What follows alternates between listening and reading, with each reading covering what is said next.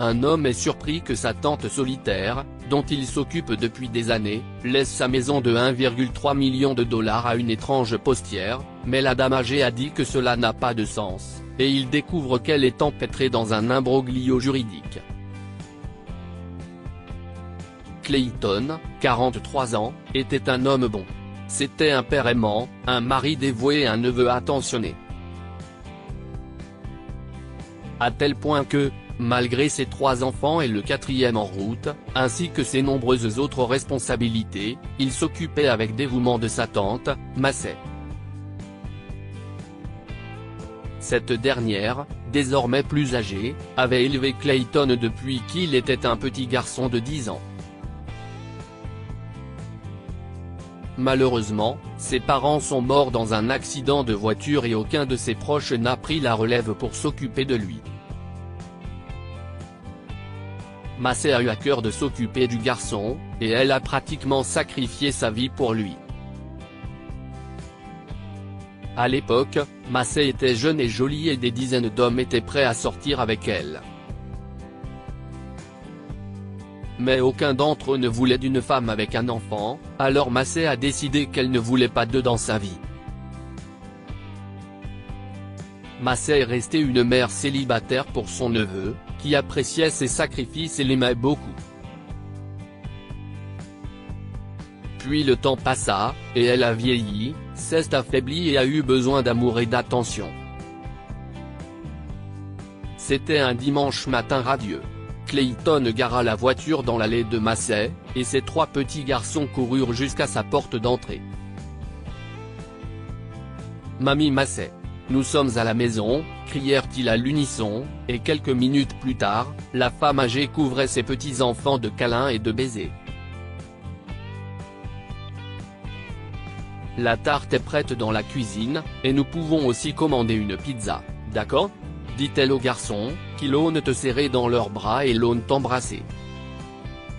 « On t'aime, mamie », s'exclamaient-ils en entrant à l'intérieur. Les visites du week-end de chez Massey étaient devenues un rituel pour Clayton et sa famille.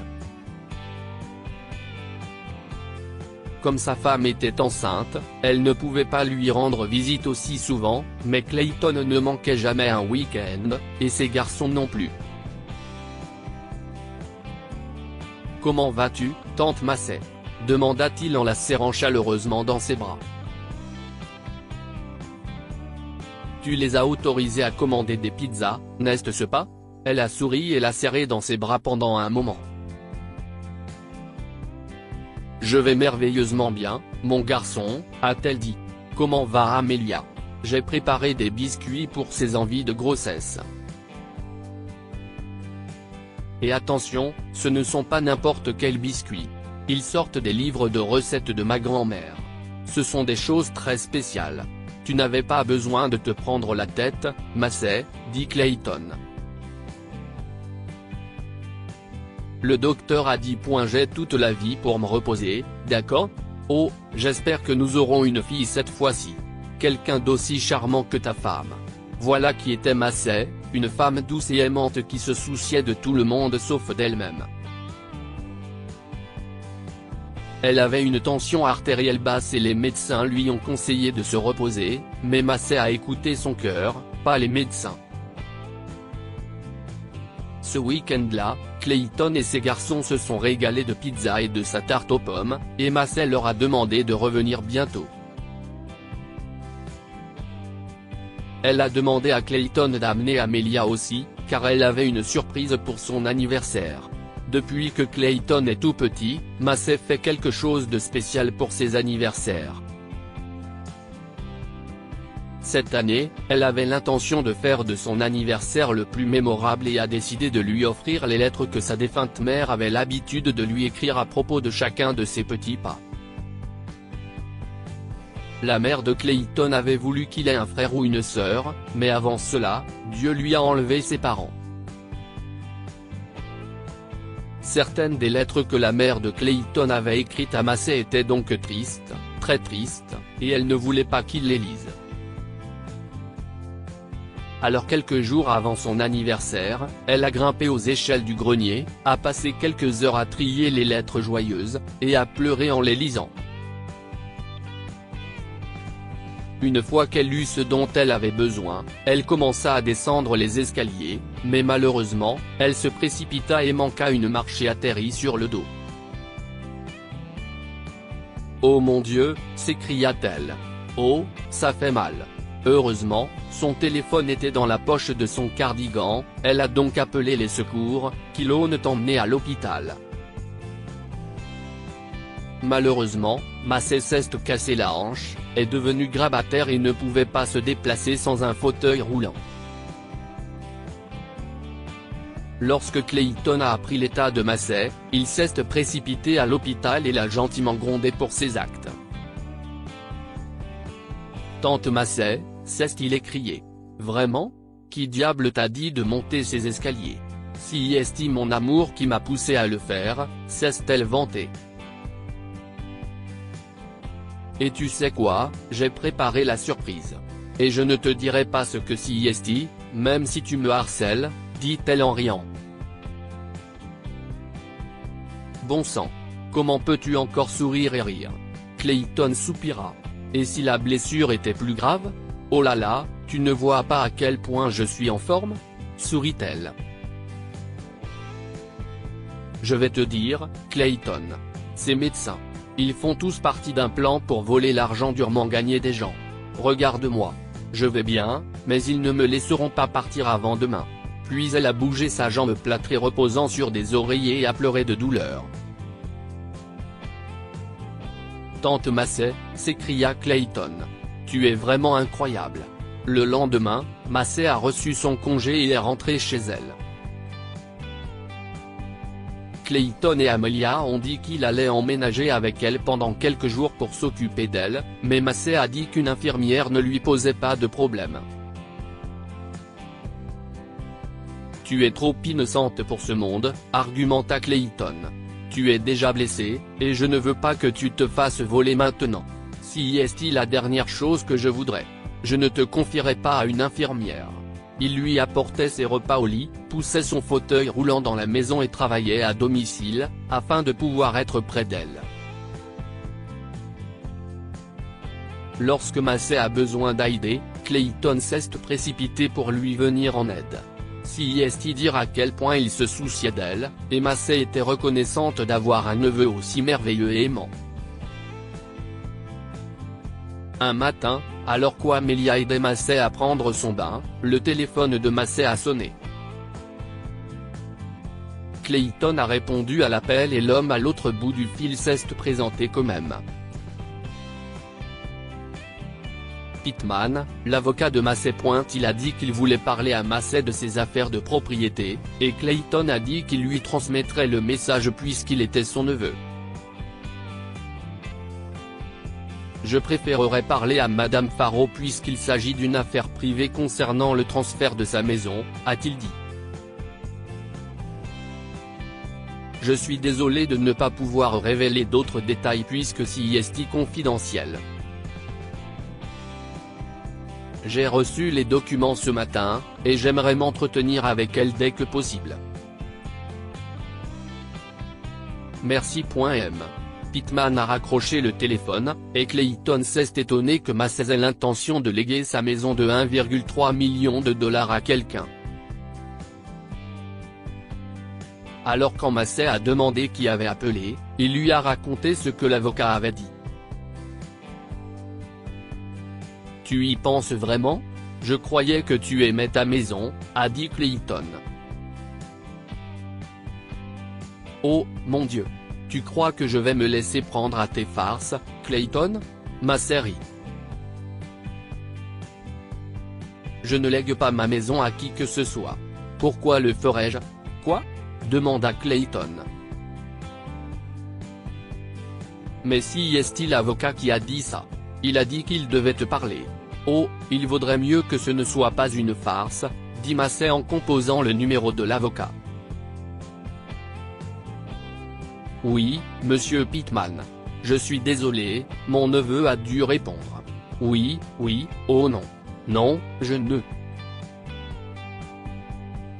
qui a envoyé les documents. CIST. Je ne suis pas sûr.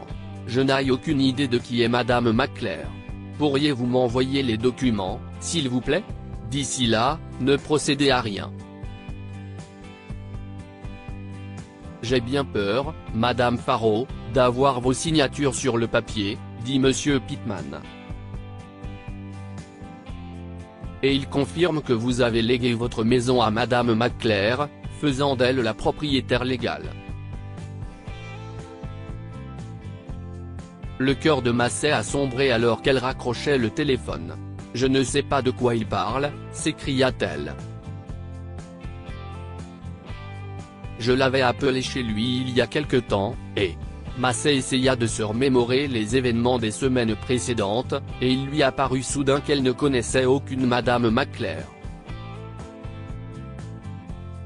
Mais elle avait été exceptionnellement gentille avec une inconnue récemment.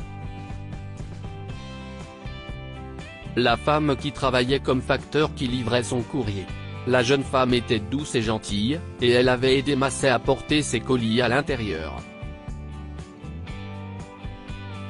Massey la voyait souvent dans le quartier, et la jeune femme s'était rapprochée d'elle. Un jour, elle a aidé Massey à porter ses courses de sa voiture à sa maison. La jeune femme était présente le jour où Monsieur Pittman a rendu visite à Massey. Elle avait demandé de l'eau, et Massey l'avait surprise en train de fouiller dans les documents posés sur la table d'entrée lorsqu'elle revenait de la cuisine. « Oh, je les ai accidentellement fait tomber de la table et j'étais en train de les ranger », avait-elle dit. Massey avait vu quelque chose dans ses yeux ce jour-là, quelque chose qui disait qu'elle mentait. Mais elle n'y avait pas prêté attention. Puis elle était apparue un jour sur le pas de sa porte et lui avait demandé de signer un document, comme elle le faisait chaque fois qu'elle lui livrait quelque chose, et Massey l'avait signé. Était-elle tombée dans un piège en lui faisant confiance? Oh, si est tout ce que je sais. Je ne laisse jamais entrer les étrangers, mais elle était gentille et serviable. Je me souviens qu'elle s'était présentée sous le nom de Patty, s'écria Massey. Et si est seulement maintenant que je réalise que je ne l'ai pas vue depuis des semaines. Eh bien, si elle travaille comme facteur, nous pouvons la retrouver.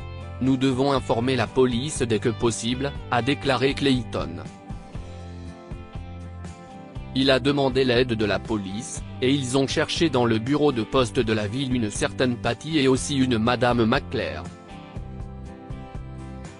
Mais il s'est avéré qu'aucun facteur portant ces noms n'existait. Clayton se sentait très mal pour Massey. La première chose qu'il a faite a été d'installer des caméras tout autour de sa maison, et il lui a dit de faire attention. Je dois retourner au bureau la semaine prochaine, et cela devrait nous aider si elle revient ici. Comme les enfants, Amelia et moi ne serons pas là, nous avons besoin de ça, d'accord?